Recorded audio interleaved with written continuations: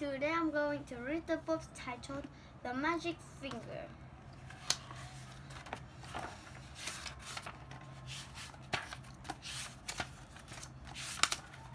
Okay, let's start. The farm next to ours is owned by Mr. and Mrs. Gregg. The Greggs have two children, both of them boys. Their names are Philip and William. Sometimes I go over to their farm to play with them. I am a girl and I am 8 years old. Philip is also 8 years old. William is 3 years older. He is 10. What? Oh, all right. Then he is 11.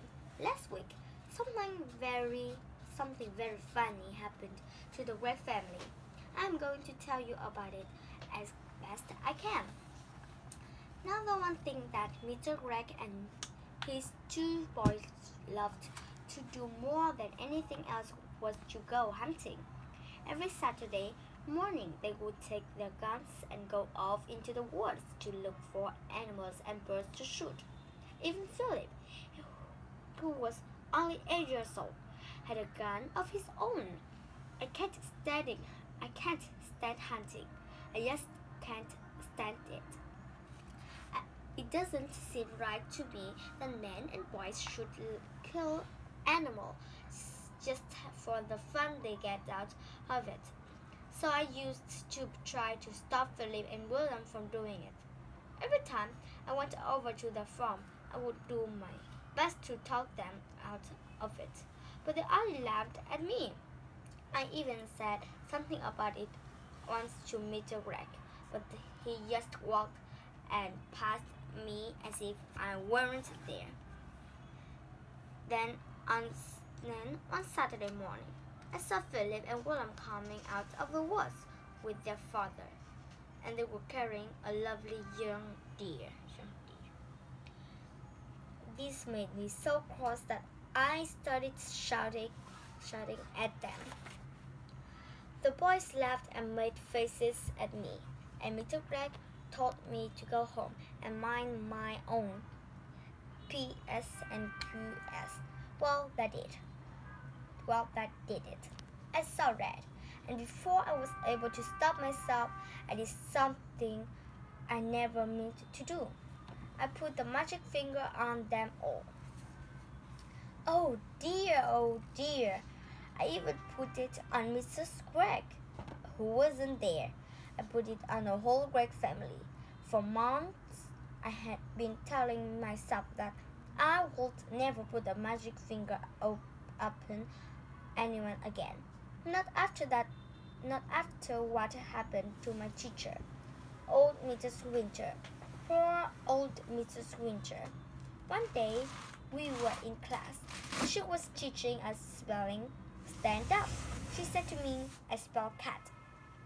That's an easy one, I said. K-A-T. You are a stupid little girl, Mrs. Winter said. I'm not a stupid little girl, I cried. I am a very nice little girl. Go and stand in the corner, Mrs. Winter said. Then I got cross, and I saw red, and I put the magic finger on Mrs. Winter good and strong, and almost at once. Guess what? Whiskers began growing out of her face. They were long black whiskers, just like the ones you see on a cat, only much bigger. And how fast they grew! Before we had time to think, they were out to her ears. Of course, the whole class started screaming with laughter, and then Mrs. Winter said, Will you be so kind as to tell me what you find so madly funny? All of you. And then she turned around to write something on the blackboard. We saw that she had grown a tail as well. It was a huge bushy tail. I cannot begin to tell you what happened after that, but if any of you are wondering whether Mrs. Winter is quite all right again now, the answer is no. and she never will be. The magic finger is something I have been able to do all my life. I can't tell you just how I do it, because I don't even know myself. But it always happens when I get cross, when I see red, when I get very, very hot all over. Then the tip of the forefinger of my right hand begins to tingle most terribly. And suddenly a sort of flash comes out of me, a quick flash, like something electric. It jumps out and touches the person who has made me cross. And after that, the magic finger is upon him or her, and things begin to happen. Well, the magic finger was now open the whole of the Gregg family, and there was no taking it off again. I ran home and waited for things to happen. It happened fast. I shall not tell you what those things were. I got the whole story from Philip and William the next morning, after it was all over. In the afternoon of the very same day that I put the magic finger on the Gregg family, Mr. Gregg and Philip and William went out hunting once again. This time they were going after wild ducks, so they headed towards the lake.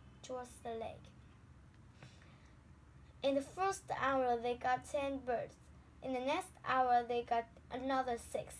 "What a day!" cried Mr. Gregg. "This is the best yet." He was beside himself with joy. Just then 4 more wild ducks flew over their heads. They were flying very low. They were easy to hit. Bang, bang, bang, bang went the guns.